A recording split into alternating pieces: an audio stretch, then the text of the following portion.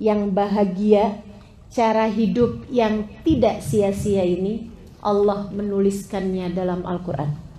Satu surat khusus diawali oleh Allah Subhanahu wa ta'ala dengan sumpah, menyatakan bahwa inilah keadaan kalian. Kata Allah Subhanahu wa ta'ala, wal 'asr, demi masa, demi masa, demi waktu. Waktu apa ya Allah? Nih kalian hidup di atas muka bumi ini kan menghadapi waktu nih kalian semuanya. Nah, terhadap waktu-waktu ini Allah Subhanahu wa taala kasih tahu, innal insana lafi khusr. Semua manusia hidupnya sia-sia. Semua manusia hidupnya rugi. Semua manusia lelahnya enggak berarti. Semua manusia mereka jadi enggak punya nilai apa-apa, kata Allah. Kebanyakan hidup manusia nih enggak ada artinya, rugi, begitu ya, enggak bermakna, lelah mereka enggak ada artinya apa-apa. Allah kemudian kasih tahu, kecuali kalau kamu bisa nempuh ini, kata Allah, ini jalan bahagia kalian, jalan senang kalian, biar kalian enggak mudah lelah. Apa itu ya Allah? Illal ladzina amanu wa amilus shalihat wa tawasau bil haq wa tawasau bis sabr. 3 hal kalau kalian lakukan menjadikan kalian menjadi bermakna hidupnya, bahagia hidup kalian di dunia sebelum akhirat, hingga kalian mendapatkan seindah-indah kebahagiaan nanti di hari akhirat. Dan teman-teman sekalian, 3 hal ini kalau kau mengerjakannya, kalau kau memilikinya, maka akan membuatmu tidak mudah lelah, karena kamu menjadi lillah. Gimana itu 3 hal tersebut? Yang pertama, illal ladzina amanu. Kedua, wa amilus sholihat. Ketiga, tawasau bil haqqi wa tawasau bis sabr. 3 hal tersebut.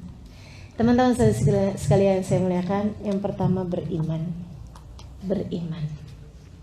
Jangan pernah lupa sama Allah. Jangan pernah lupa sama Allah. Kalau Allah yang menjadi tempat tujuanmu, kalau Allah yang menjadi satu-satunya tujuanmu, kamu tidak akan mudah lelah, teman-teman sekalian. Dan saya mendapati orang-orang yang seperti itu enggak mudah lelah, karena mereka lillah, karena mereka imannya luar biasa pada Allah Subhanahu wa taala. Saya punya guru namanya Khubabah Nur Abdul Habib Muhammad Al-Haddar. Ini orang yang saya lihat dalam hidupnya paling sedikit waktu tidurnya. Beliau itu, teman-teman sekalian, tidurnya dalam 1 hari 1 malam hanya sekitar 2 jaman aja. Saya banyak mendampingi beliau, terutama ketika beliau datang ke Indonesia berdakwah. Jadi saya cerita ini bukan sebagai dongeng atau katanya. Saya melihatnya dengan mata kepala saya sendiri, teman-teman sekalian. Gitu. Beliau mengajar, beliau berdakwah. Kalau di negerinya, beliau menjamu tamunya. Tadi pagi ada yang sarapan di sini 200 orang. Dan itu beliau turun di dapur masak. Habis selesai masak semuanya buat 200 tamu. Kita sih mau ngundang 200-an tamu rencananya dari sebulan sebelumnya. Itu pun kagak pakai masak, ngorder catering padahal. Dan kita habis itu istirahatnya seminggu. Masya Allah. Beliau, teman-teman sekalian, habis selesai masak rapi-rapi kemudian ngajar, ngisi majelis. Habis selesai itu beliau kemudian pulang, baca dzikir, baca ini, nemuin tamu. Wah, Masya Allah, Masya Allah. Ngurusin anak. Anaknya berapa banyak? 10 orang. 10-10-nya. Beliau melahirkan dengan normal, beliau melahirkan, mendidik mereka dengan sebenar-benarnya pendidikan. Beliau susuin, beliau urusin semuanya. Ya Allah, ya Allah, Masya Allah. Nggak ada capek-capeknya gitu. Saya ngelihatnya, ya ampun, subhanallah nih orang. Saya membayangkan, tiap saya lihat beliau, teman-teman sekalian, saya membayangkan, ini malaikat rokib nggak selesai-selesai nih nyatetin amal ibadahnya beliau gitu. Dari ini habis selesai ini lagi, habis selesai ini lagi, belum zikir belum, ya Masya Allah, Masya Allah. Sementara kita nih kira-kira antara rokib sama atid.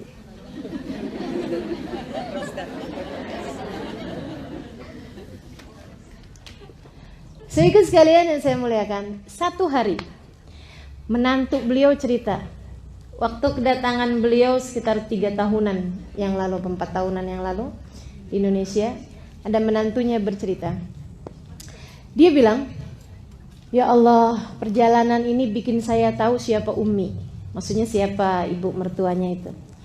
Dia bilang, saya itu sering dengar orang-orang di negeri kami gitu ya, di Abramut, di Tarim, bilang Babah itu ibadahnya Masya Allah gitu kan. Tapi dia bilang saya nggak lihat langsung. Yang sekarang karena perjalanan bersama-sama, makanya kita kalau mau kenal orang, berjalanlah bersama dengan orang tersebut, kamu kenal siapa dia, gitu kan? Itu nggak Bu? Ya. Beliau bilang, si menantunya ini bilang, dia bilang ada satu hari Hubabah hari itu lagi di Kalimantan. Dia bilang hari itu majelis-majelisnya sampai malam. Habis itu kemudian kami pun pulang. Dia bilang hari itu putri beliau ada bawa 2 orang putri waktu itu. Putrinya yang satu diundang majelis ke tempat yang lain, yang satunya lagi pulang ke Jakarta. Jadi yang menemani Hubabah Nur ini hanya menantunya ini. Jadilah kami pun kemudian satu kamar bersama-sama, dia bilang. Dan baru kali itu menantu ini ya, baru kali itu kami satu kamar bersama-sama. Menantu sama mertua kan jarang satu kamar ya Bu ya. Dia bilang saya kemudian satu kamar. Dia bilang saya pun udah jam-jam sekitar jam 10-an gitu. Dia bilang saya gosok gigi, siap-siap mau tidur. Habis selesai, kemudian Hubabah masuk kamar mandi, gosok gigi ini apa, saya pikir mau tidur juga. Beliau kemudian bilang sama saya, habis selesai keluar dari kamar mandi, saya rasanya kayak gak enak gitu, udah baringan sebelum Hubabah baringan. Jadi saya tungguin, dia bilang gitu kan. Sambil saya kerjain witir 3 rakaat, habis itu kemudian saya tunggu beliau gitu. Terus beliau bilang kayak gini, Muna, namanya Muna. Dia bilang kalau kamu mau tidur, tidur nak. Saya masih mau ngerjain maksudnya yang biasa beliau kerjain gitu ya. Dia bilang saya pertamanya kayak sungkan gitu, tapi karena saya pikir saya juga ngantuk, capek banget hari itu habis majelis gitu ya. Dia bilang saya pun kemudian tidur. Ketika sebelum ketidur itu saya lihat beliau lagi sholat. Dia bilang saya bangun entah jam berapa, saya lihat Hubabah tuh belum ada juga di samping. Saya kemudian lihat gitu, beliau lagi baca Quran. Habis itu saya pun tidur lagi. Dia bilang saya kebangun, kayaknya udah jam-jam 2-an gitu. Dan saya lihat tempat tidur di samping nih masih rapi juga gitu. Saya pikir Umi mana sih, udah rada gelap, beliau udah gelapin gitu. Tapi ternyata beliau nggak ada, adanya lagi sujud. Maksudnya nggak lagi baringan di sofa atau apa, tapi masih lagi mengerjakan sholat, masih dengan mukenanya juga lagi sujud. Dia bilang saya pun kemudian tidur lagi yang capek banget gitu ya. Habis itu saya dibangunin, yuk Muna kita sholat subuh nak. Dia bilang dan saya tahu persis karena tempat tidur kami masih rapi, tempat tidur beliau sisinya tuh masih rapi. Dia bilang pagi hari beliau kemudian baca zikir-zikirannya sampai terbit matahari. Habis itu kemudian beliau sholat duha ini apa, habis itu dijemput untuk majelis. Dan beliau datang dengan penuh semangat, habis mandi gitu. Dia bilang, saya dapetin beliau itu gak ada rasa lelah, gak ada rasa capek. Saya hanya mendapati beliau sempat ketiduran di dalam mobil ketika membawa kami pergi ke majelis itu. Dia bilang, itu aja tidur beliau. Dari sekitar 24 jam saya mendapati bersama dengan beliau. Ketiduran di mobil, itu doang yang dianggap sebagai tidurnya. Dan mereka sehat, teman-teman saudara sekalian. Dan mereka enggak lelah, teman-teman saudara sekalian. Kenapa? Di depan mereka berdirikan tujuan mereka, ridha Allah subhanahu wa ta'ala dan surga sebagai tempat kembalinya. Salah satu dari teman saya yang ikut dalam rombongan tersebut, ada salah satu sahabat saya dari Abu Dhabi. Dia cerita dalam rihlah tersebut. Dia bilang gini, berapa waktu yang lalu, Ustazah Halimah, dia bilang, kami lagi bicara-bicara, ngobrol-ngobrol antara Hubabah Nur, putri-putrinya, sama rombongan yang memang datang dari negeri Arab. Semuanya pada ngeluh gitu. Ya ampun, saya udah capek banget nih. Capek banget bahasa kita ya. Udah lelah sekali gitu. Berapa hari kita kurang tidur, berapa hari kita perjalanan terus. Ada lagi satunya ngadu lagi, iya anak yang saya tinggalin sampai telepon, mama kok nggak pulang-pulang, begini begitu, semuanya gitu. Sampai kemudian habis mereka pada curhat gitu, pada ngomong kayak gitu, mereka capek gini gitu. Ubabah bilang, bener nih yang saya ceritain tadi nih, yang hanya 2 jam aja tidur beliau itu pun juga sudah beliau anggap banyak gitu ya. Beliau bilang seperti ini, teman-teman sekalian. Dia bilang, iya nih, saya juga capek. Dengerin teman-teman sekalian, saya juga capek. Karena capek adalah sesuatu hal yang normal untuk dirasakan. Dia bilang, saya juga capek. Terus si ini, anaknya beliau yang paling kecil, tadi telepon katanya gitu. Dia bilang, mama nih gak pulang-pulang, Umi nih gak pulang-pulang, kapan dong Umi pulang? Gitu. Dia bilang, saya juga pengen pulang, maksudnya pengen cepet ketemu juga sama dia gitu. Saya kangen sama dia, kata Hubabah. Normal sekali teman-teman sekalian. Sebagai manusia berasa rindu, sebagai manusia berasa lelah.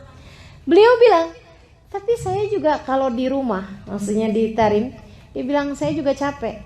Dan semua orang juga tahu itu. Jamu tamu, sampai tamunya nggak habis-habis teman-teman sekalian.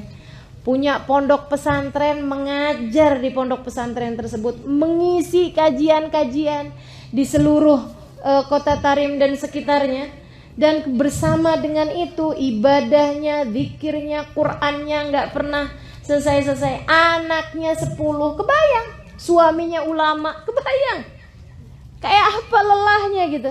Beliau bilang, tapi saya juga di mana-mana juga capek. Saya pulang ke rumah pun saya juga capek. Ya udah nggak apa-apa deh. Nih, ini poin nih. Nggak apa-apa deh, saya capek-capek di dunia. Ntar saya mau istirahat kalau udah masuk dalam kuburan. Saya akan istirahat kalau saya sudah masuk dalam kuburan. Kata teman saya yang cerita ini, yang dari Abu Dhabi ini, dia bilang, saya sering dengar istilah lelah-lelahlah kamu di dunia, nanti biar di hari akhirat kamu istirahat. Saya sering dengar istilah itu. Tapi ketika itu diucapkan oleh seseorang yang kami tahu beliau telah menjadikan hidupnya untuk Allah subhanahu wa ta'ala, berlelah-lelah tanpa ada henti-hentinya, tanpa ada istirahatnya, tanpa ada pikniknya, tanpa ada kayak ya itulah gitu ya. Dia bilang itu menjadi sesuatu yang tampak real. Itu menjadi sesuatu yang bukan kalimat ngawang-ngawang di angkasa, akan tetapi sesuatu yang memang benar-benar menjadi tujuan. Teman-teman saudaraku sekalian saya muliakan, kamu jika memiliki alladzina amanu illalladzina amanu, jika imanmu kepada Allah Subhanahu wa taala kuat, memberdirikan hari kematianmu di depan mata, menjadikan Allah sebagai satu-satunya tempat tujuan, teman-teman saudaraku sekalian, penatmu menjadi ringan kamu rasa. Lelahmu menjadi mudah untuk menyerah. Lelahnya yang nyerah, bukan kitanya yang nyerah sama lelah, tapi lelahnya yang nyerah. Wah, ini gak bisa digangguin nih, gak bisa digangguin sama lelah. Setannya nyerah, nih kayaknya gak bisa digodain sama capek nih. Dia gak mudah lelah, teman-teman sekalian, karena mereka menjadikan hidupnya lillah.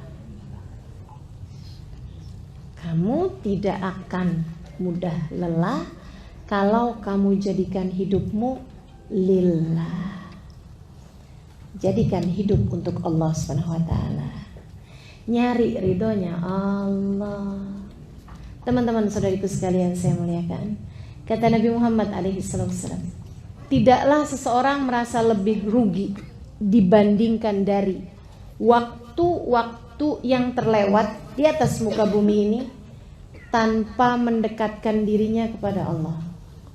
Artinya bahwa hal yang paling akan kita sesali nanti di hari akhirat adalah kalau kita tidak berlelah-lelah di atas muka bumi ini untuk menjadikan hidup kita buat Allah SWT. Tapi kalau kamu buat hidupmu di atas muka bumi ini, apapun yang kita punya buat Allah SWT, insya Allah kita nggak akan nyesel nantinya di hari akhirat. Jadi nggak apa-apa teman-teman sekalian, berlelah-lelahlah biar kita nggak nyesel nanti di akhirat. Nggak apa-apa, harus ada capek-capeknya hidup di dunia, gitu ya, biar nanti di hari akhirat kita nggak dicapekkan dengan hisab, dengan azab, dengan neraka, dengan segala kegaduhan-kegaduhan di hari akhirat nanti. Teman-teman sekalian, yuk kita berbuat di dunia ini agar nanti di dalam kuburan kita sungguh-sungguh dapat beristirahat dengan tenang. Amin ya rabbal alamin. Saudara sekalian saya muliakan, illal ladzina amanu, kecuali orang-orang yang beriman. Nah, untuk urusan beriman nih, teman-teman sekalian, seenggaknya kamu mesti punya 3 poin. Apa aja itu? Yang pertama, kalau nggak kepengen lelah nih ya, hidup di dunia ini lelahnya jadi nggak terasa gitu.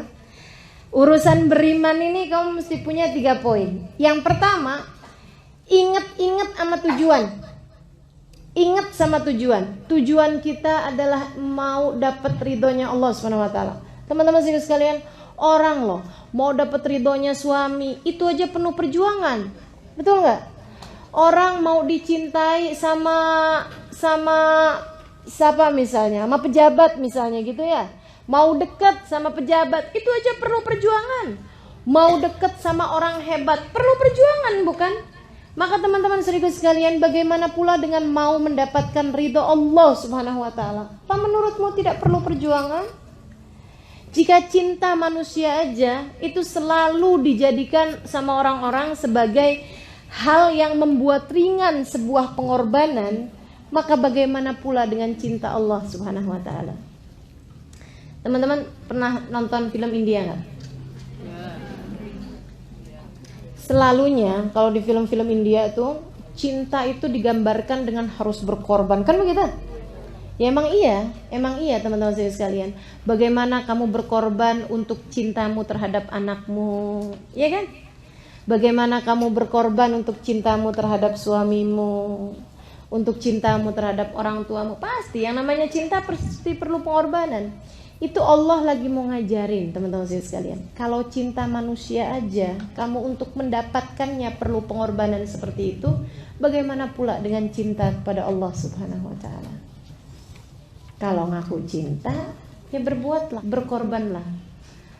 Tancapkan cita-cita depan mata. Tancapkan tujuan depan mata. Apa tujuannya? Ridhonya Allah.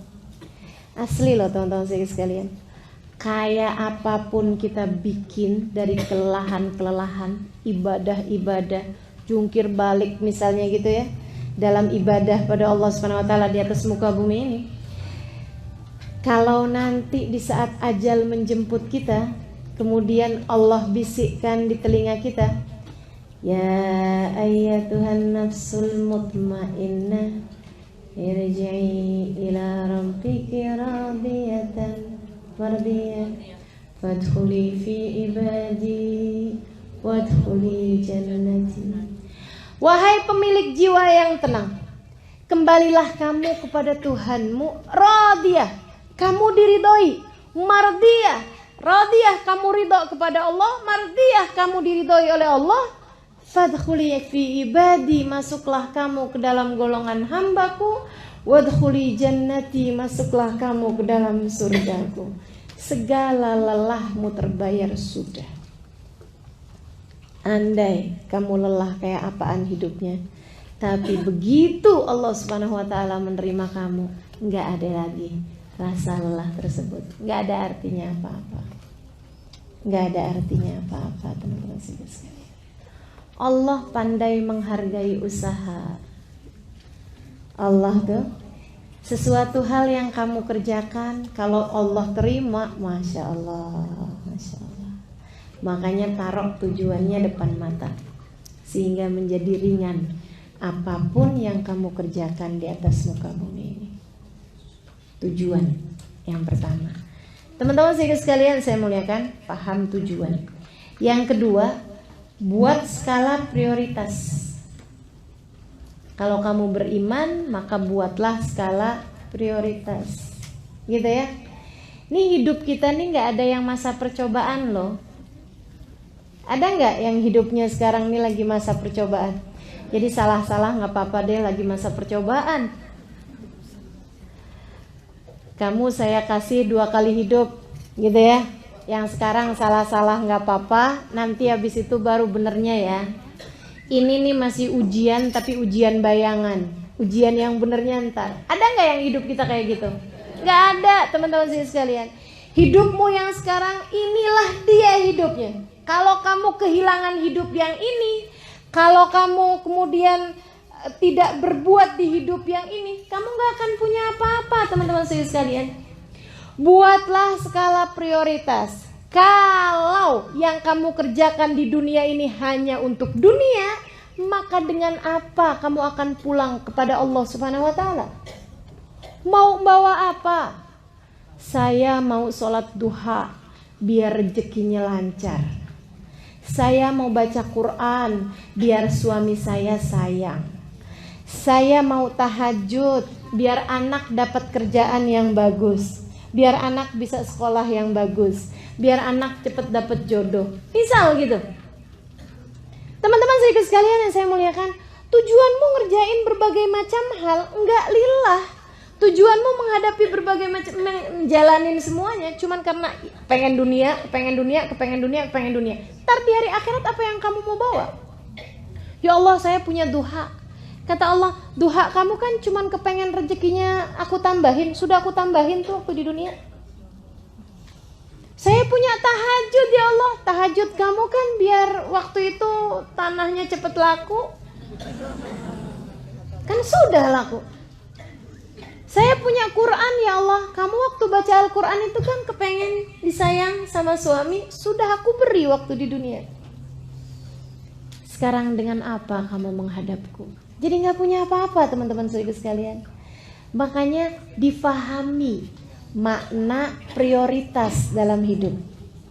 Allah dulu. Man wajadallah famalladhi yafqiduh. Katanya seorang ulama, siapa dia mendapati Allah, dia merasa kehilangan dari apa? Orang kalau dapat Allah, dapat segalanya. Wa man lam yajidillah fa ayyu syai'in yajidu. Dan orang yang kehilangan Allah, nggak dapat Allah SWT dalam hidupnya, apa yang dia dapat? Nggak dapat apa-apa.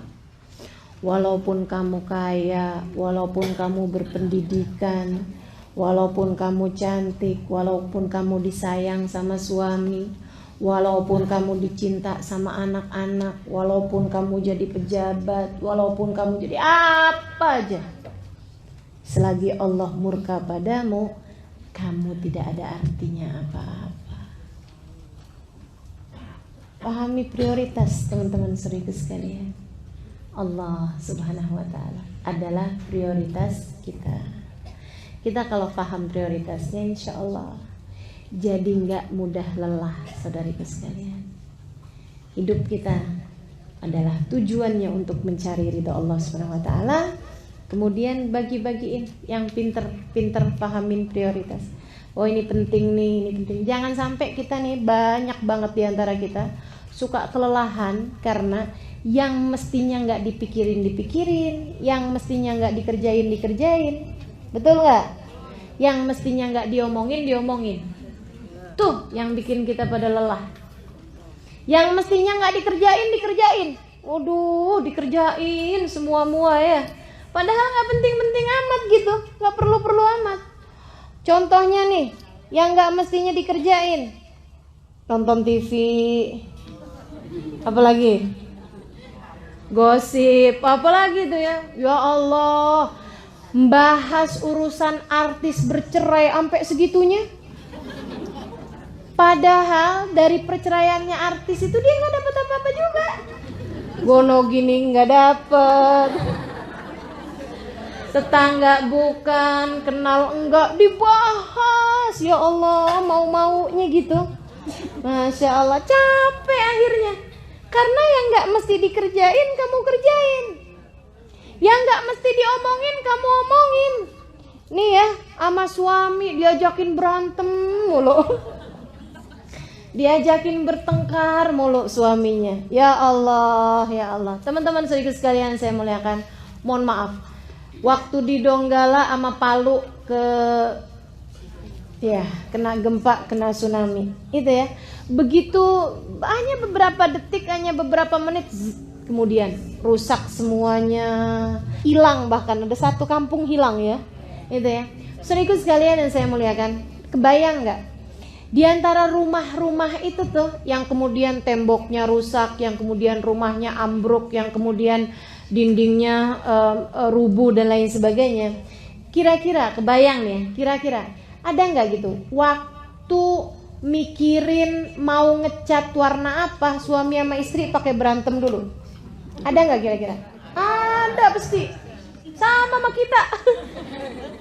Kita tuh mau nentuin warnanya dinding aja lo pakai berantem. Maka warna yang ini, jangan dong, itu kan nggak pantas. Masa sih kamar kita warnanya pink? Kata suami kita. Kan jadi ceria gitu bang. Ya Allah, urusan warna aja berantem. Mau milih apa aja bertengkar, mau ini aja bertengkar. Masya Allah, kita tahu bahwa ternyata nggak ada artinya apa-apa. Kalau Allah mau hancurin habis. Dan kemudian kita datang di hari akhirat bawa apa, teman-teman saudariku sekalian? Maka pahami makna prioritas. Jangan segala-gala yang gak perlu dikerjain. Jangan segala-gala yang gak perlu diomongin. Jangan segala-gala yang gak perlu dipikirin. Itu membuatmu jadi cepat lelah. Orang urusannya orang sekampung kamu pikirin semua. Lurah bukan. Ya capek bu. Masya Allah. Pahami makna prioritas. Yang harus kamu kerjakan, kamu kerjakan. Gak ada yang mewakili, misalnya gitu ya. Kan gak ada yang mewakili nih. Kayak mohon maaf, kayak kita kalau kebelet mau kamar mandi kan gak bisa diwakilkan. Iya kan? Nah itu pekerjaan-pekerjaan yang gak bisa diwakilkan harus kita kerjakan. Jadikan prioritas gitu. Teman-teman saya sekalian yang saya muliakan, ada dulu sepasang suami istri lagi jalan. Terus kemudian udah kawin lama nih, bangsa 10 tahun gitu ya kawin. Lagi jalan-jalan, 10 tahun belum lama ya. Kalau pernikahannya betah 10 tahun belum lama. Tapi kalau pernikahannya gak betah 10 tahun tuh dah, ya Allah luar biasa.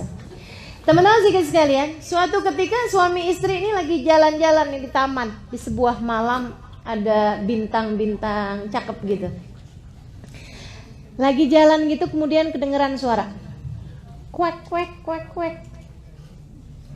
Si istri bilang, wah ada ayam.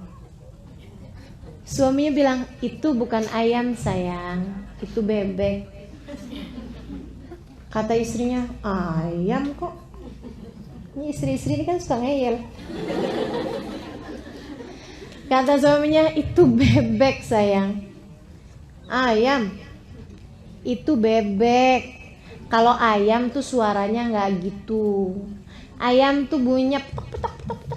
Atau kalau nggak kuruyuk gitu, itu baru ayam. Kalau yang kayak tadi tuh itu namanya bebek. Ayam, kata istrinya. Bebek, ayam, bebek. Habis itu udah diem.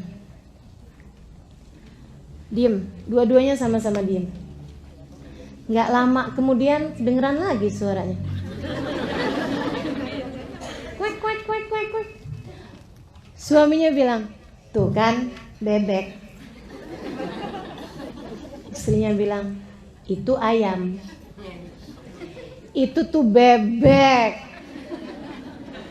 Istrinya bilang, itu tuh ayam. Bebek, ayam. Bebek, B-E-B-E-K. Kata istrinya, ayam, A-Y-A-M. Belajar ngija ya. Dia bilang, itu bebek, itu ayam.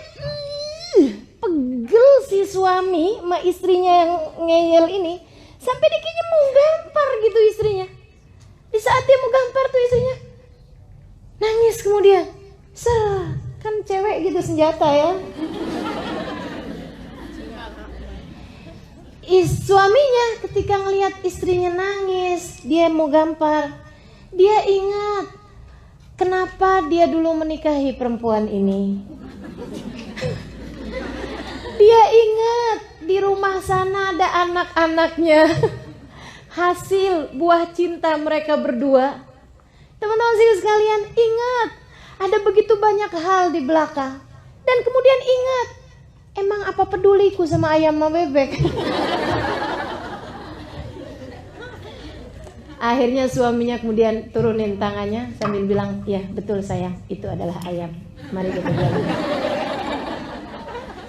Ada berapa banyak hidup kita di atas muka bumi ini kelamaan ngurusin ayam sama bebek. Coba diingat-ingat teman-teman sekalian. Coba diingat-ingat. Dari perbincangan kita dari pagi sampai malam, itu yang kira-kiranya penting, yang kira-kiranya memang harus diomongin, sama yang gak seharusnya diomongin, banyakan mana coba? Tuh. Dari sini kita tahu kenapa kita lelah. Kebanyakan ngomongin yang gak perlu diomongin.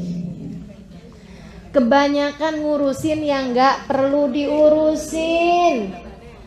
Kebanyakan mikirin yang gak perlu dipikirin. Teman-teman saudaraku sekalian, berhentilah melakukan itu. Pahami makna prioritas dalam hidupmu, insya Allah kamu tidak akan mudah lelah. Dan prioritasmu yang nomor satu sebagai hamba Allah, sebagai umat Rasulullah nomor 2-nya. Yang ketiganya, masing-masing dari kita liatin deh. Ada yang sebagai ibu, ada yang sebagai istri, kan begitu ya? Nah itu prioritas kita tuh. Pekerjaan yang gak bisa diwakilkan oleh orang lain, itu yang seharusnya menjadi prioritasmu, kewajibanmu. Gitu. Teman-teman saudaraku sekalian saya muliakan, pahami makna prioritas itu. Tancapkan dalam hati mana yang tidak akan kamu tinggalkan. Dari urusan-urusan kamu sebagai hamba Allah, gitu ya. Masa jadi hambanya Allah umur 40 tahun hataman Quran sekali aja belum pernah. Masa jadi hambanya Allah dalam setahun gak ada hatam sekalipun Al-Qurannya. Masa sebagai hamba Allah SWT sampai umur segini gak pernah tahu nikmatnya tahajud, gak pernah bisa istiqomah ngerjain sunnah. Teman-teman saudariku sekalian, hidup yang mana yang akan kemudian kau bawa menuju akhirat nanti? jika kemudian hidupmu yang sekarang selalu kamu gunakan hanya untuk melakukan yang tidak sebenarnya kamu perlukan. Agar hidupmu tidak lelah, fahami skala prioritas. Mesti cari tahu yang mana yang prioritas dalam hidup kita. Gitu teman-teman sekalian.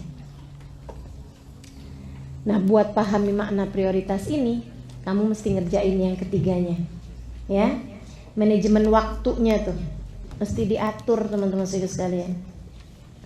Manajemen waktunya mesti diatur. Gimana sih caranya ngatur manajemen waktu? Nih ya, ada dulu seorang dosen mau ngajarin manajemen waktu sama mahasiswa-mahasiswinya. Dia bawa di kelas itu batu, kerikil, pasir, air. Dia kemudian menuhi satu ember itu, dipenuhin semuanya sama air. Ketika kemudian semua ember itu isinya dipenuhi dengan air, bisa nggak muat pasir? Nggak bisa muat kan? Bisa nggak kerikil dimasukin di situ? Udah penuh, nggak bisa. Tumpah airnya. Bisa nggak masukin apalagi batu? Nggak bisa. Kalau misalnya di ember itu dimasukinnya pasir, habis dimasukin pasir penuh, bisa nggak dimasukin air? Bisa. Tapi bisa nggak dimasukin kerikil? Nggak bisa. Dia bilang gimana caranya biar semuanya ini bisa muat?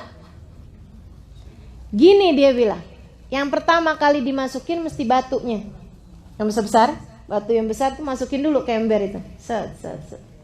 Habis itu kemudian masukin batu yang kecil-kecil. Masuk tuh batu yang kecil-kecil. Selah-selahnya kemudian masukin pasir. Habis itu kemudian masukin air. Semuanya bisa masuk ke situ. Ini waktu kita tuh kayak gitu. Teman-teman sekalian. Tuh ember tuh waktu yang Allah Subhanahu wa taala siapkan modal bagi kita.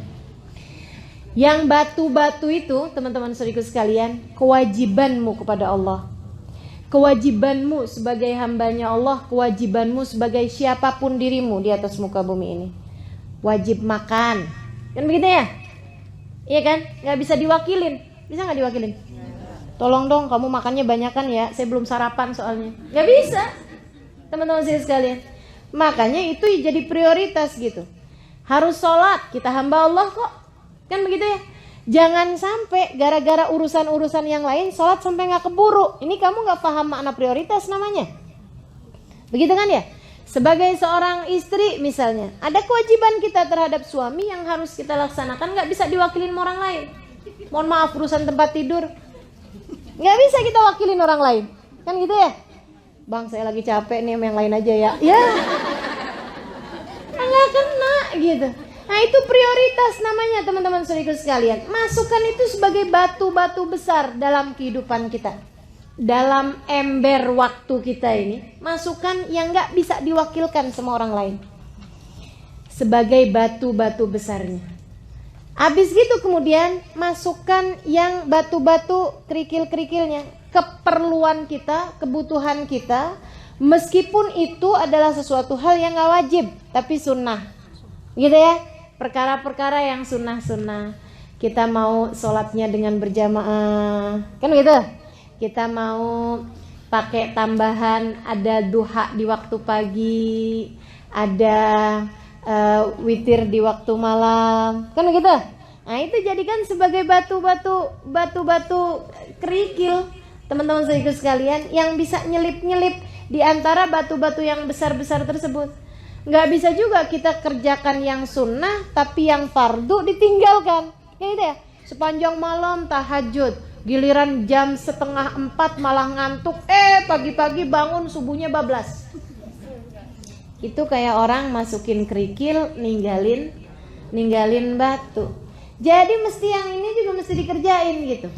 Kemudian sesudah itu baru tuh yang namanya pasir tuh keperluan kita, tapi yang gak terlalu mendesak. Teman-teman saudaraku sekalian, pasirnya masih bisa diwakil-wakilin sama orang lain, biarin dia nyelip-nyelip aja. Gitu kan ya? Masak contohnya. Kan masih bisa diwakilin orang lain. Betul gak? kita masih bisa beli makanannya kalau nggak keburu gitu loh. Akan tapi kalau urusan-urusan yang memang harus dikerjakan nggak boleh gara-gara sibuk masak sampai kemudian nggak duha, itu kan sayang gitu ya. Masukin yang sunnah.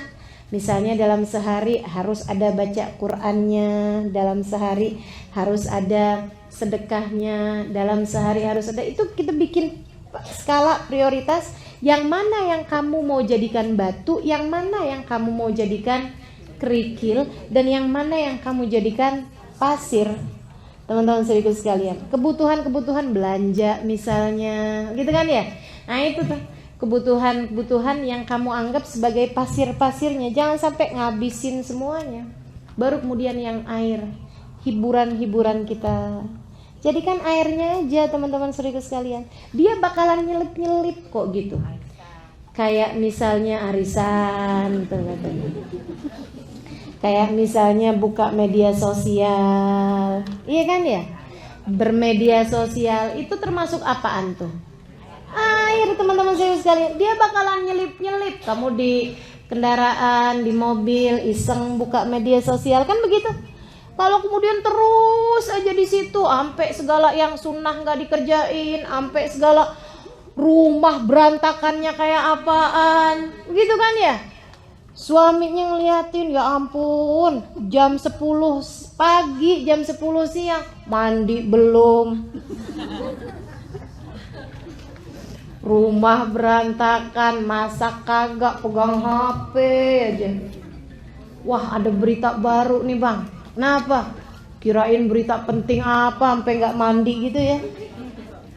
Temen saya bang, si Eno bang, bercerai sama lakinya. Ya Allah. Inna lillahi wa inna ilaihi raji'un. Pahami? Jadi kita tahu mana yang prioritas, mana yang bukan. Gitu teman-teman sekalian. Biar nggak banyak salah-salahnya nih kita ngerjain hidup. Dan yang terakhir dari keimanan ini ya, mesti kita harus bahas amal sama tawasau bil haq, tawasau bis sabr.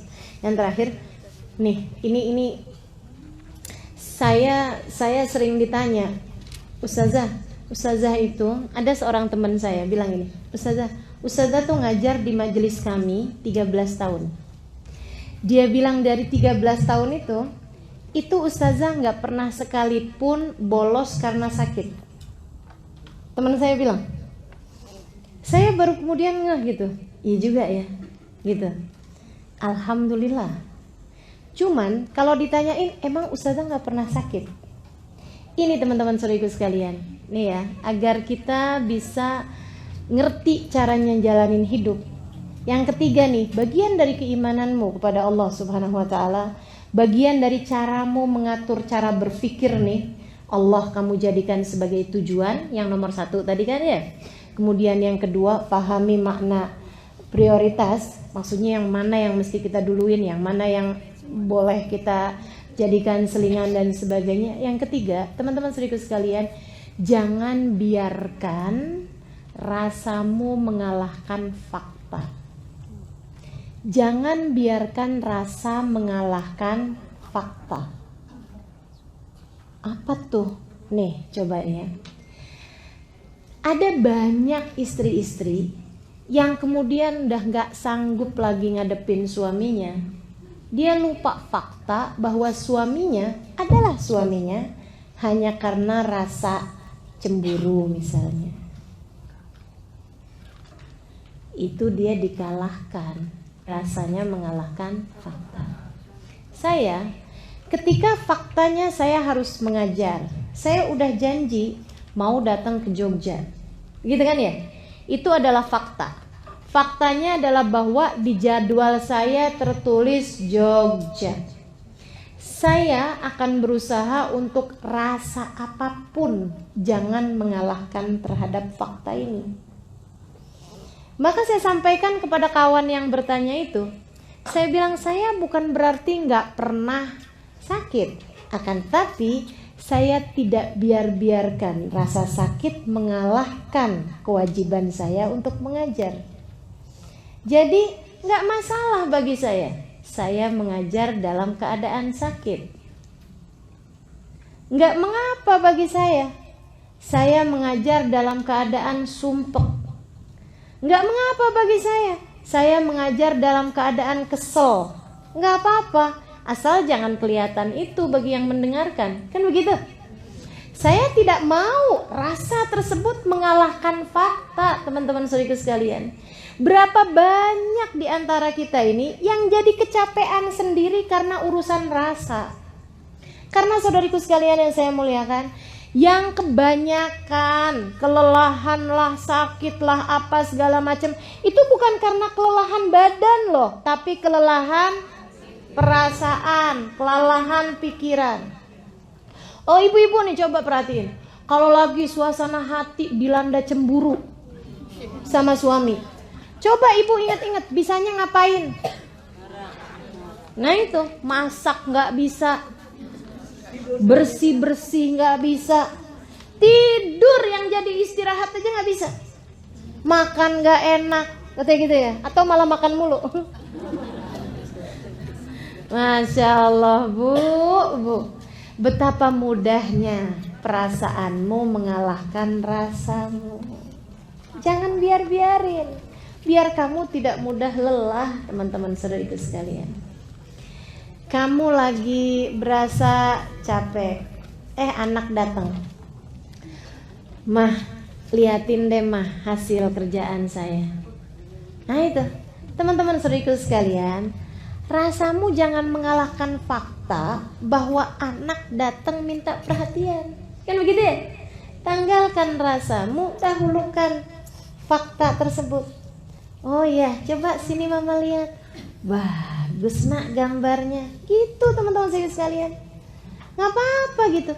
Saya sering kok ngajar dalam keadaan sakit. Saya sering kok ngajar dalam keadaan sakit kepala. Saya sering berbicara dalam keadaan hati saya sebenarnya lagi gak enak. Malah justru itu ngobatin. Selesai ngajar, selesai ini jadi lebih ngerti malahan. Jadi lebih bisa ngontrol emosi malahan. Masya Allah. Jadi jangan biarkan fakta yang ada mengalahkan perasaan. Ingat-ingat itu teman-teman saudaraku sekalian.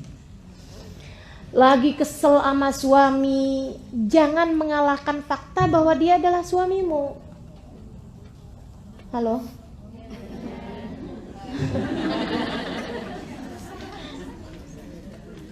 Rasa itu bisa dihilangin, fakta gak bisa dihilangin. Fakta gak bisa dihilangin. Maka jangan pernah biarkan yang perasaan itu mengalahkan fakta. Nih ya, ada orang marah-marahin kita, itu fakta. Tapi kamu jawabnya, itu rasa kamu. Kamu nanggepinnya, itu adalah rasa kamu. Dan rasa itu masih bisa kamu ganti-ganti. Tinggal terserah kamu aja mau dirasain apaan. Ada orang ngata-ngatain gitu ya. Ada seorang ngata-ngatain ulama nih ibu-ibu teman-teman saya sekalian. Dasar anjing kamu. Mohon maaf nih ya, saya harus sebutkan. Dibilang dasar anjing kamu. Ini fakta. Kan gitu ya? Ada orang marah-marah sama kita. Ini fakta teman-teman saya sekalian. Namun bagaimana kamu menanggapinya, ini adalah rasa. Saudariku sekalian yang saya muliakan, si ulama ini ketika dibilangin dasar anjing kamu, beliau kemudian liatin nih, bagaimana dia fakta tidak mau mengalahkan rasa. Maksudnya jangan sampai perasaan mengalahkan faktanya gitu. Beliau kemudian bilang begini nih, makasih ya atas pujiannya. Gimana sih, saya gak lagi muji kamu kok. Oh, saya dengarnya sebagai pujian, itu kan terserah saya mau nanggepinnya dengan rasa apa. Dia bilang sebab saya lihat gak ada binatang lebih menyenangkan majikannya daripada anjing. Saya berharap andai saya menjadi anjing bagi majikan saya, Allah subhanahu wa ta'ala. Gitu teman-teman sekalian. Nih sekarang saya tahu rasanya adalah gerah. Jangan sampai itu mengalahkan fakta. Apa faktanya? Faktanya kita perlu konsentrasi mendengarkan kajian. Ini fakta. Faktanya kita sedang berada di majelis ini mendengarkan kajian. Ini fakta. Jangan sampai kita kemudian dikalahkan sama rasa gerah. Kipas-kipasan nggak apa-apa, tapi jangan sampai ada yang memutuskan, aduh nggak kuat dah saya. Aduh, saya mau keluar aja dah. Gitu ya.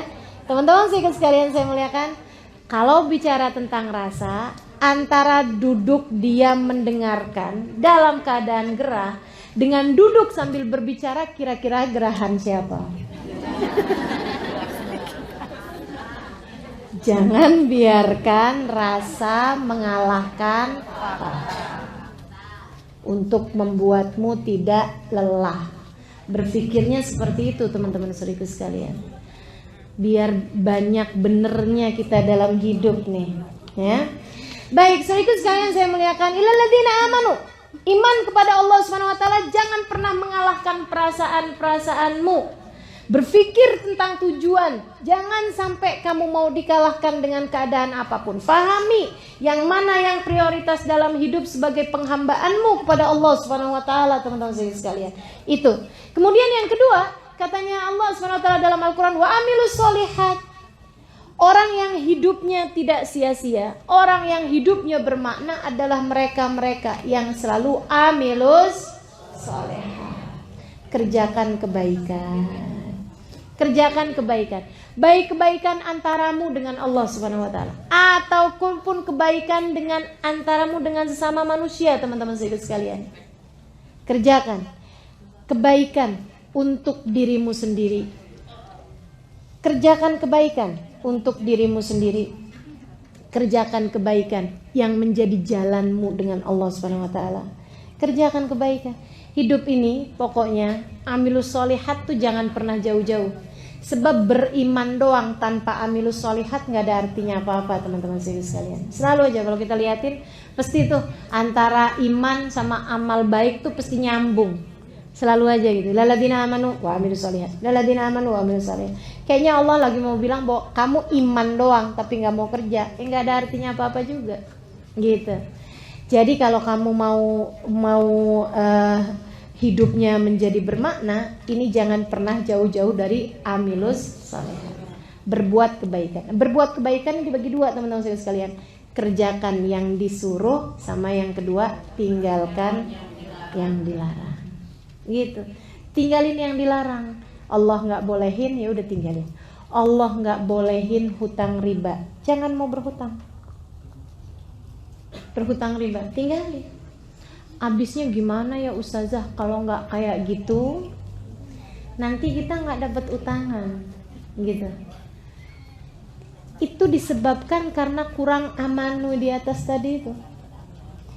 Kamu nggak tahu yang ngasih rizki itu cuma satu loh, Allah Subhanahu wa taala. Gitu ya. Jangan sampai itu tuh yang kamu pikir, kalau saya nggak berhutang, saya nggak akan bisa makan, saya nggak akan bisa bayar cicilan, saya nggak akan bisa ini. Itu perasaan loh, bukan fakta. Kan begitu ya? Bukan fakta, teman-teman saudaraku sekalian. Ada jalan-jalan lain yang banyak ketika kita kemudian ada kesulitan-kesulitan. Jangan jadikan larangan Allah sebagai satu-satunya jalan. Saya sakit tipes, gitu kan ya? Kemudian berobat sama dokter dikasih obat cacing. Teman-teman sekalian, orang tipes banyak obatnya cacing loh. Bukan obat cacing bukan. Maksudnya obat sakit cacing bukan. Akan tetapi cacing ditumbuk dibikin obat gitu. Itu obatnya sakit tipes. Terkenal itu ya. Bahkan sirup-sirup itu juga terdiri dari cacing juga untuk sakit tipes itu. Teman-teman saudaraku sekalian yang saya muliakan. Nah ini, apakah itu benar-benar bisa ngobatin? Iya betul. Akan tetapi selain daripada itu yang dilarang, katanya Nabi Muhammad SAW, kami tidak, Allah Subhanahu wa taala tidak menciptakan obat dari sesuatu yang najis. Artinya bahwa selain daripada obat yang najis tersebut pasti ada obat yang suci. Jadi kamu jangan berobat dengan sesuatu hal yang najis. Soalnya kalau nggak berobat sama ini kita nggak sembuh-sembuh. Siapa bilang? Yang ngasih sembuh cuman satu, namanya Allah. Jangan pernah menjadikan sesuatu yang haram sebagai pilihan dalam hidup.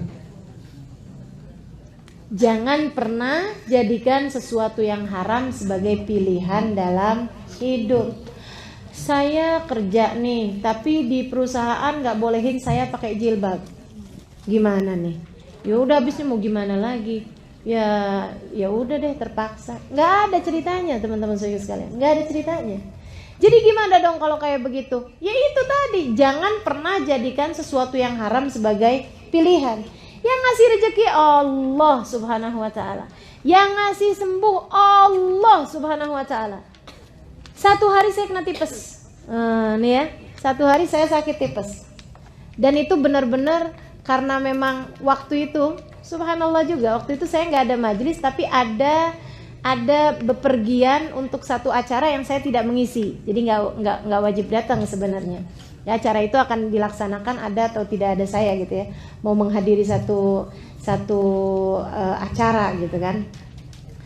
Tapi nggak berbicara karena memang acaranya acara laki-laki besar begitu kan ya. Saya cuma datang untuk ikut hadir aja. Sekaligus kalian, saya kemudian sakit tipes. Saya bilang sama dokter yang salah satu dari jamaah saya juga. Saya bilang, Bu dokter, saya jangan dikasih obat cacing ya. Kata dokternya, iya Ustazah, tapi biasanya rada lamaan nih Ustazah kalau nggak pakai cacing itu.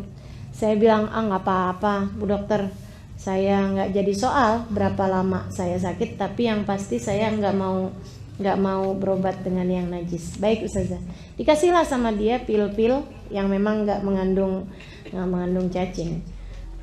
Saya tanya sama dokter itu, Dok, ini sakit tipes biasanya berapa lama? Paling cepat 5 hari Ustazah. Paling cepat 5 hari.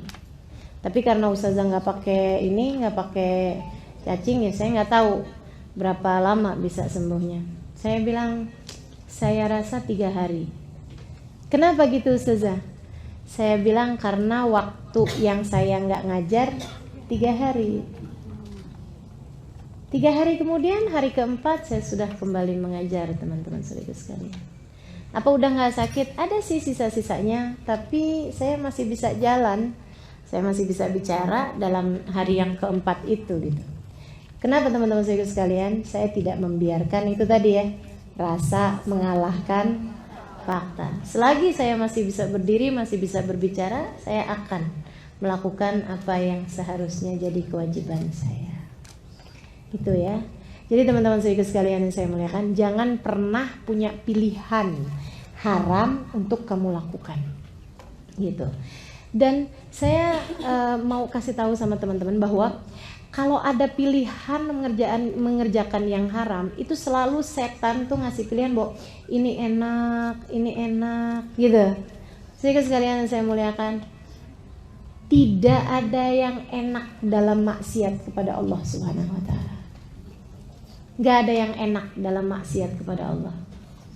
Walaupun ketika kamu jalaninnya kelihatannya enak, enaknya itu pun juga fata morgana. Mohon maaf ya, seorang perempuan ketemu sama laki-laki, suaminya orang. Dia sendiri mungkin punya suami juga, tapi dia ngerasanya kayak yang, ini kayaknya gak asik suami saya, suka sibuk-sibuk sendiri. Dia kemudian ketemu sama laki-laki lain, begitu ya, ngobrol-ngobrol, manja-manja, gini gitu, berasanya kayak enak. Berapa lama dia berasa senangnya?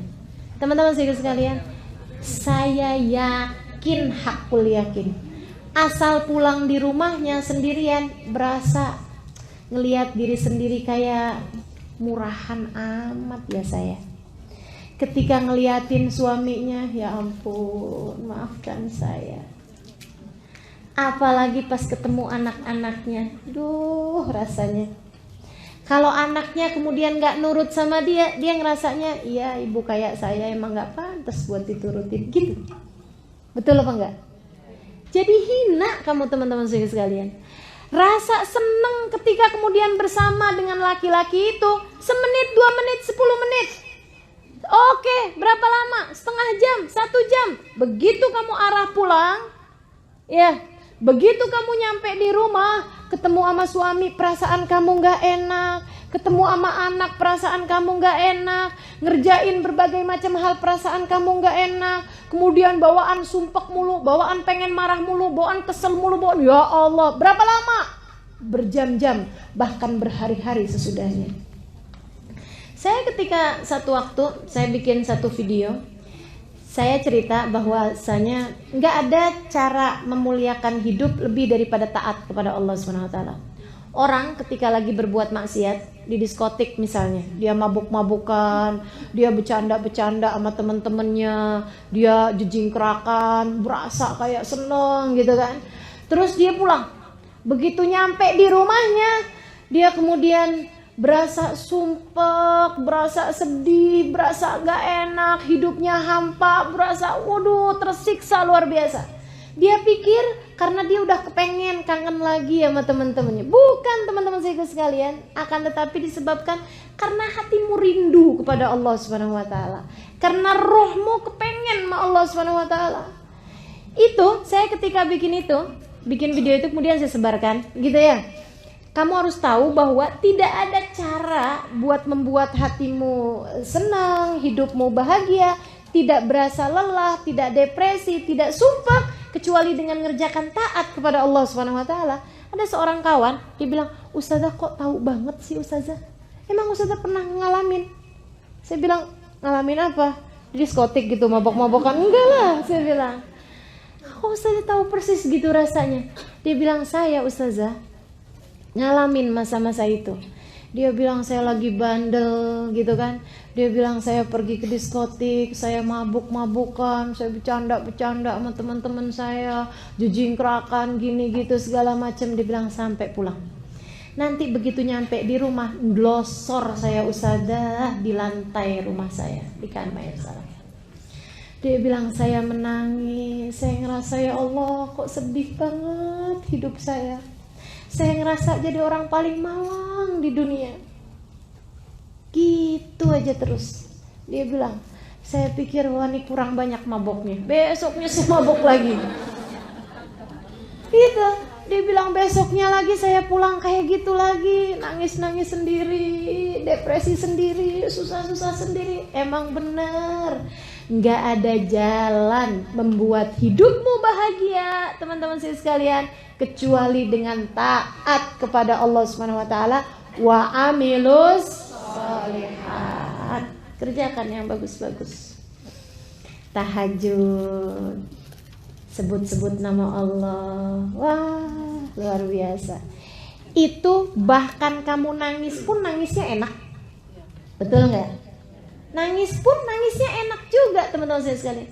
Kamu berdoa manggil nama Allah, ya Allah, lihatin saya apa ya Allah, lihatin saya Allah, nih hambamu yang satu ini nggak ngerti caranya jalanin hidup kalau Engkau tidak mengajarkannya padaku. Ya Allah tolong saya ya Allah, tolong saya ya Allah. Teman-teman saudariku sekalian yang saya muliakan, itu bahkan kamu menangis, bahkan kamu merasa bersedih hati gitu, tapi habisnya tuh lega, enak, senang, karena di situ surga kita, karena di situ bahagia kita. Teman-teman saudariku sekalian saya muliakan, saat kamu pandangi suamimu, kemudian kamu bilang, ya Allah Bang, andai waktu bisa kuulang, tak akan ku memilih pasangan lain selain dirimu. Teman-teman saudaraku sekalian, kamu ngomongnya senang, suami dengernya senang, kan begitu ya? Betul apa enggak? Coba bandingkan dengan kamu ketika kesel sama suami kamu, kemudian kamu bilang bahwa saya tuh sepanjang kawin sama kamu gak ada seneng-senengnya, tahu gak sih? Wow. Yang mana yang surga, yang mana yang neraka? Kamu bisa bayangkan. Saudariku sekalian yang saya muliakan, jangan sampai setan atau orang-orang di luaran sana itu memberikan kepadamu surga yang padahal sejatinya neraka. Atau sebaliknya, mereka tuh bilang bahwa itu neraka padahal sebenarnya surga. Teman-teman saudariku sekalian, jangan sampai mengelabuimu itu. Makanya yang punya suami, suaminya sayangin beneran, jangan sayang suami orang. Sayangi suamimu, nikmati suamimu, gitu ya. Udah diterima tuh. Yang nggak punya suami, nikmati kebebasanmu. Mau pergi ke majelis nggak harus ada yang diizinin, kan gitu? Bener apa enggak? Surga apa bukan? Surga, teman-teman saya sekalian. Jadi nyari surgamu masing-masing. Yang memang beneran surga, nah itu dia tuh. Amilus sholihat, gitu. Jangan pernah jadikan perkara yang haram sebagai pilihan. Jangan pernah pilih yang haram sebagai pilihan. Baik, teman-teman sekalian saya muliakan, yang terakhir. Oh ya, sebelum saya ke yang watawasau bil haq tawasau bis sabr ini ya. Teman-teman sekalian, amilus sholihat. Beneran, orang yang menjadikan hidupnya buat Allah dan dia mengerjakan kebaikan-kebaikan, itu udah kayak di surga sebelum surga loh. Saya Ramadan yang lalu melaksanakan ibadah umroh. Di antara orang yang saya berkunjung ke salah satu dari guru saya, semoga beliau menerima saya sebagai muridnya, Habib Zain bin Smith di kota Madinah. Beliau adalah ulama terkemuka, teman-teman saya sekalian, ilmunya kayak lautan, gitu ya. Tinggalnya di kota Madinah. Saya bincang-bincang sama putri beliau, namanya Hubabah Rodiyah. Saya tanya, gimana kabarnya Habib Zain? Dia bilang, Habib Zain, Halimah, Habib Zain, dia ada dalam surganya sendiri. Beliau kemudian cerita, saya tuh Halimah, kalau lagi sama Abah, sama Walid, dia bilang, kalau saya lagi sama Abah nih di rumah sini, dia beliau punya rumah sendiri, udah punya anak, bahkan udah punya cucu, anaknya Habib Zain ini ya. Rumahnya beberapa rumah aja dari situ, jalan kaki dia dari rumahnya ke rumah Abahnya. Dia bilang, saya kalau lagi di rumah Abah, rasanya kayak lagi di surga. Abah baca Quran, kita baca Quran bareng, kita baca sholawatan bareng, baca dzikir bareng, sholat berjamaah. Abah ngupas tafsirnya Quran, Abah bicara tentang hukumnya apa, gitu kan ya. Abah bicara tentang para nabi, cerita tentang orang soleh, cerita tentang para salaf, orang-orang yang terdahulu gitu ya, yang sudah meninggal dunia gitu, cerita tentang gurunya, cerita tentang, Masya Allah, kayak di surga. Dia bilang, semua kebaca, semua terlaksana, semua kebaikan-kebaikan semuanya. Dia bilang, nanti saya kalau nyampe pulang ke rumah, dia bilang, yang listrik mati lah, yang anak ngadu sakit lah, yang ini, saya kayak balik ke dunia gitu. Ya dari surga gitu ya, balik lagi, oh ternyata saya masih di dunia gitu. Dia bilang, nanti pas saya balik ke tempat Abah lagi, Allah kayak di surga. Masya Allah, zikir, ibadah. Dia bilang, Halimah, Habib Zain bahkan di tiap tangganya punya zikiran tersendiri. Jadi sekedar turun dari tangga itu udah punya zikiran-zikirannya, teman-teman saudara sekalian. Yang beliau menentukannya untuk diri beliau sendiri. Saya setiap turun tangga zikirnya ini, saya setiap jalan dari situ ke situ zikirnya ini, saya setiap ini, semuanya Masya Allah teman-teman saudara sekalian. Dan mereka adalah orang-orang yang paling bahagia hidupnya di dunia ini, hamba-hamba Allah yang tidak pernah putus dari wa'amilus. Jangan pernah berpikir bahwasanya maksiat, bahwasanya perbuatan dosa adalah sesuatu yang dapat membahagiakan di hidupmu di dunia ini, apatah lagi di akhirat. Kalau di akhirat mah jelas kita udah tahu gitu ya, dosa bawa neraka, taat bawa surga. Tapi saudaraku sekalian, dari di dunia ini taatmu membawa bahagia dan dosamu membawa sengsara, membawa derita. Itu. Jadi wa'amilus sholehat. Teman-teman sekalian, yang terakhir, yang ketiga, kalau kamu ingin hidupmu di atas muka bumi ini tidak mudah merasa lelah, kamu harus punya senjata yang ketiganya. Apa itu? Tawasau bil haq wa tawasau bis sabr. saling nasihat menasehati dalam kebenaran, saling nasihat menasehati dalam kesabaran. Artinya apa? Namanya juga saling, artinya jangan pernah sendiri. Kalau kamu pengen ringan, gitu ya teman-teman sekalian, harus saling menguatkan. Kalau kamu mau ringan perjalananmu di atas muka bumi ini, harus saling mengingatkan, harus saling meringankan. Makanya kemudian yang ketiga ini bolehlah kalau kita sebut sebagai ukhuwah.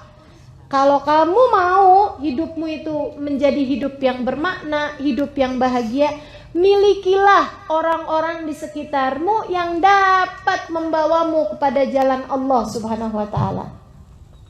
Harus ada orang di sekitarmu dan dirimu sendiri yang bisa tawasau bil haq wa tawasau bis sabr. Teman-teman saudariku sekalian yang saya muliakan, saya pernah dengar istilah seperti ini. Kalau kamu mau berjalan cepat, berjalanlah sendirian. Kalau kamu mau berjalan panjang, lama, berjalanlah bersama-sama. Nah, hidup menuju surga selalu adalah perjalanan yang panjang. Maka jangan kerjakan dengan sendirian. Kamu harus punya sekurangnya 3 orang, ke atas, ke samping, sama ke bawah. Siapa itu? Yang ke atas, orang tua. Orang ya ini ya, kita lagi bahas ukhuwah ya. Yang ke atas orang tua, yang harus kamu muliakan, yang harus kamu siap penerima nasihat. Tawasau bil haq, tawasau bis sabrnya dari orang tua ke kamu kan gitu. Tapi orang tua bukan hanya yang melahirkanmu, mereka juga yang mendidik ruhmu, yaitu para guru. Hidup ini kalau mau ringan, kalau mau gak mudah lelah, kamu harus punya seseorang yang dapat memberitahumu. Kamu harus begini, kamu harus begitu. Kalau enggak, nyari jalan sendiri susah. Bener enggak? Teman-teman saya sekalian, apalagi kalau kemudian datang ke sana dikasih taunya beda. Datang ke sana dikasih taunya beda. Ya capek hidupnya. Enggak jalan-jalan kamu.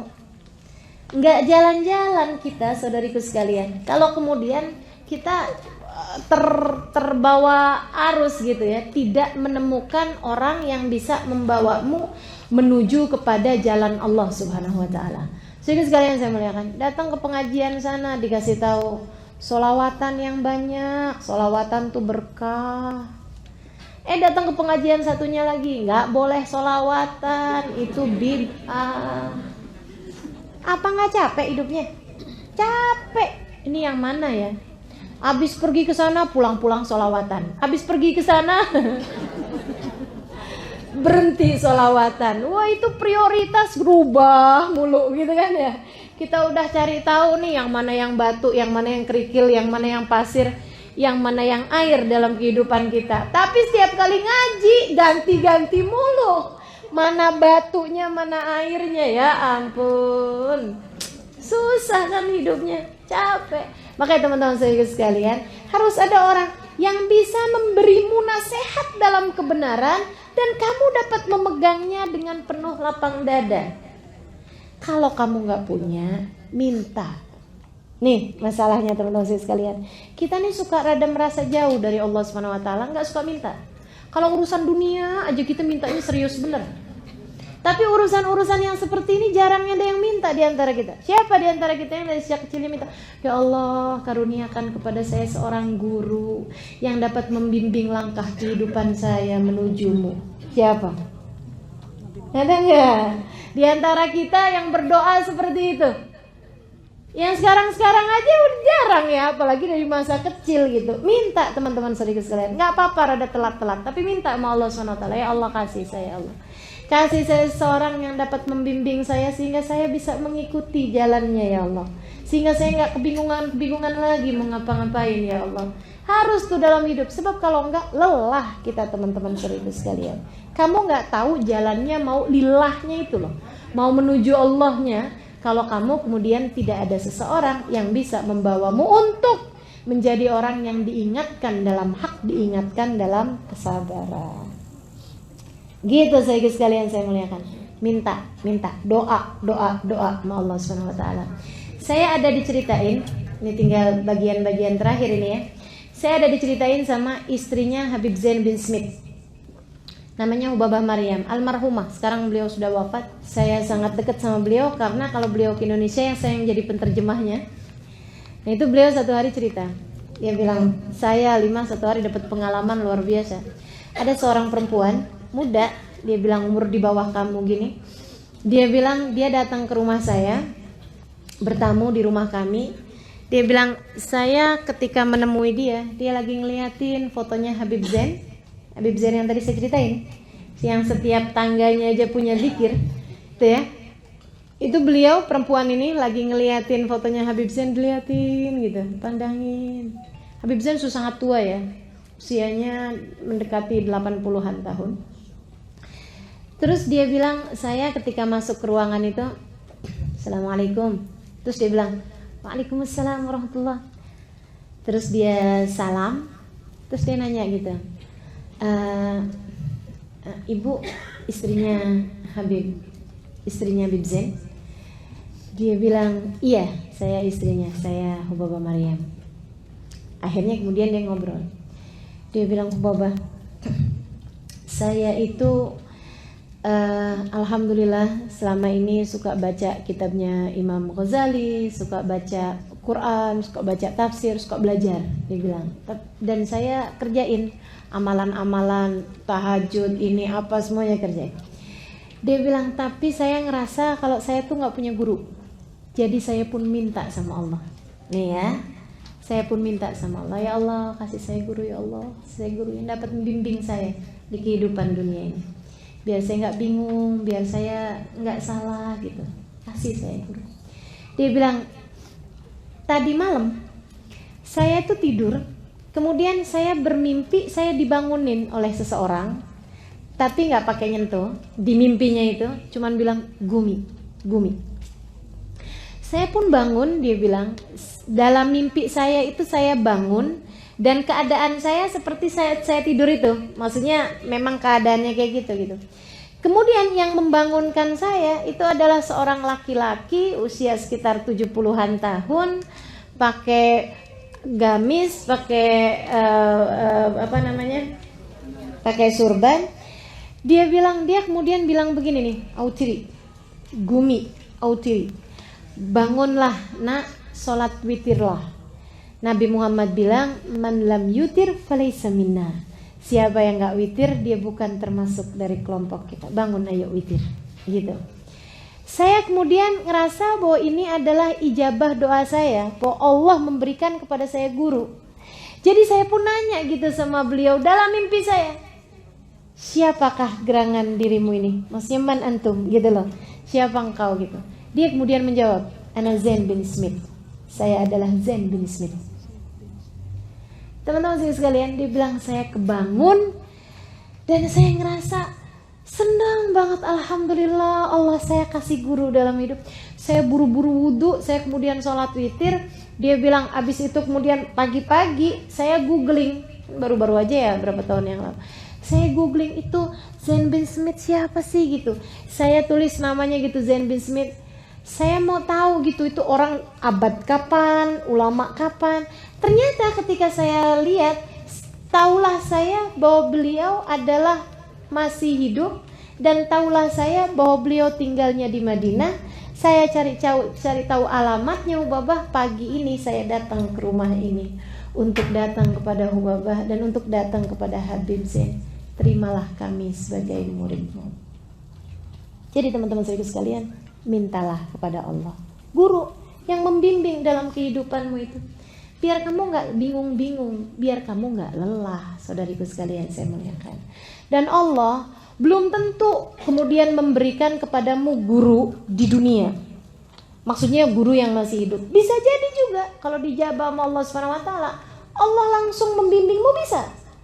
Tapi tidak kemudian menjadikan, nih ya, bahayanya orang kalau gak punya guru. Jangankan orang yang gak punya guru, orang yang belajar dari kitab tanpa guru, mangkana syekhuhu kitabuh, kana iblis yakunu syekhu. Siapa yang belajar hanya dari buku, enggak ada gurunya, enggak ada pemandunya, maka setan yang akan datang sebagai gurunya. Baca Quran dipaham-pahamin sendiri, pakai dari terjemahan pula. Teman-teman saudara sekalian, yang ada salah-salah kita. Makanya minta sama Allah Subhanahu wa taala, minta doa, minta sama Allah Subhanahu wa taala, ya Allah kasih saya guru yang membimbing saya.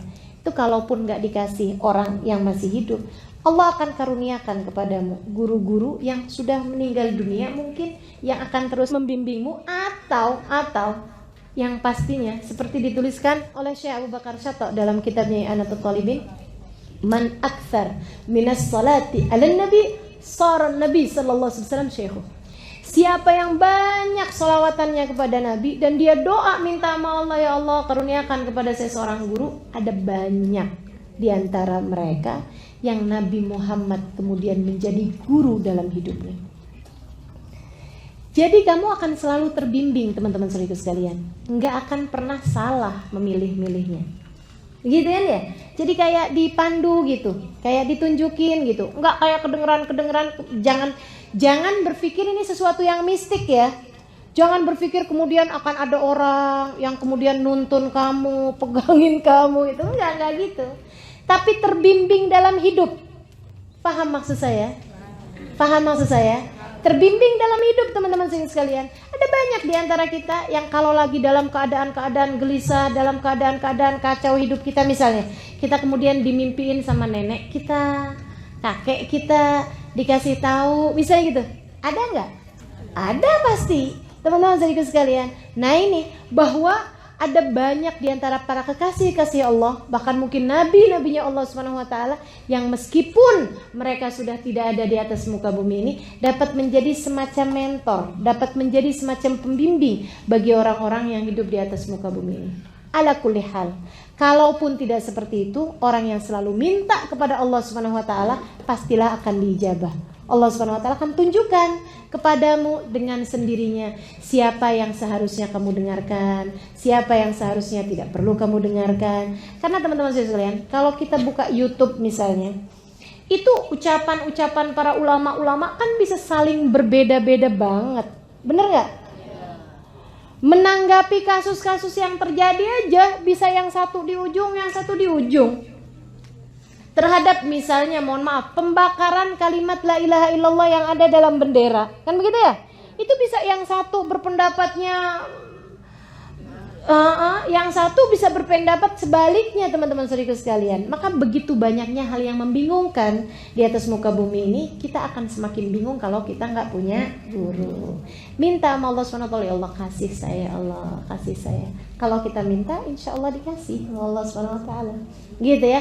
Tawasau bil haqqi, tawasau bisabr. Ke atas, milikilah guru. Ke samping, milikilah sahabat-sahabat yang membuatmu kalau bersama dengan mereka kamu jadi mudah mengerjakan ketaatan. Gitu ya. Cari orang-orang yang dekatmu sama mereka, bikin kamu jadi semakin baik. Karena nular, teman-teman saudaraku sekalian, asli berteman itu nular. Katanya Nabi Muhammad SAW, teman yang baik seperti pedagang minyak wangi. Kamu kalau bersama dengan dia, kamu bisa dikasihnya minyak wangi, atau kamu bisa beli minyak wanginya, atau sekurangnya kamu keluar dari sana dalam keadaan berbau wangi. Itu teman-teman sekalian. Maka carilah teman-teman yang baik. Cari orang-orang, jangan asal asik, apalagi kaya. Gitu ya. Mau temennya nyarinya orang kaya gitu kan, atau nyarinya yang asik gitu kan. Enak nih diajakin ngobrol, enak nih diajakin temenan. Enggak kayak gitu. Nyarinya orang yang kalau kita dalam keadaan jatuh, dia bisa untuk memberi semangat. Gitu kan, orang berteman kayak orang naik ayunan gitu kan, yang satu naik didorong, tapi jangan dia terus, saatnya dia yang turun kemudian temennya yang naik didorong, kan gitu teman-teman sekalian, kayak gitu tuh gitu loh. Jadi cari teman-teman yang membuatmu kemudian menjadi mudah mencari jalan ridha Allah Subhanahu wa taala. Lebih bagus lagi kalau kemudian suamimu di antara teman-teman tersebut. yang memang dapat membuatmu menjadi semakin mudah berjalan mencari ridha Allah Subhanahu wa taala. Kemudian yang terakhirnya yang ke bawah, yaitu anak-anakmu. Jadikan mereka sebagai orang-orang yang dapat membuat tawasau bil haq, tawasau bis sabr. Sama anak tuh, sabar-sabarin. Sama anak, kasih tahu yang benar, gitu ya. Jangan asal sama anak pokoknya jalan-jalan bareng, makan bareng, nonton TV bareng, tapi nggak pernah ada muatan tawasau bil haq, tawasau bis sabr. Kasih tahu yang benar kayak gimana dan ajarkan kepada anak untuk bersabar. Dan teman-teman sekalian, nggak bisa kita ngajarin anak kita untuk bersabar kalau kitanya nggak punya itu. Kalau kitanya kemudian begitu dengar ada orang ngomong nggak enak, marahnya kayak apaan gitu ya, anak akan belajar itu gitu. Dia pun akhirnya jadi kayak begitu juga, tersinggungan kan gitu kan. Nah itu ya, mudah baper gitu ya, karena memang ngelihat emaknya kayak begitu gitu. Nah dah, insyaallah mudah-mudahan nih tawasau bil haq, tawasau bis sabr, saling ya, nyari ke atas yaitu guru, nyari ke samping yaitu kawan, nyari ke bawah murid atau anak untuk bisa kita bersama-sama menuju jalan Allah Subhanahu wa taala. Rabbana zalamna anfusana wa illam taghfir lana wa tarhamna lanakunanna minal khasirin. Rabbana atina fid dunya hasanah fil akhirati hasanah wa qina adzabannar. Subhanakallahumma wa tahiyyatuhum fiha salam. Akhiru da'wana anil hamdulillahi rabbil alamin.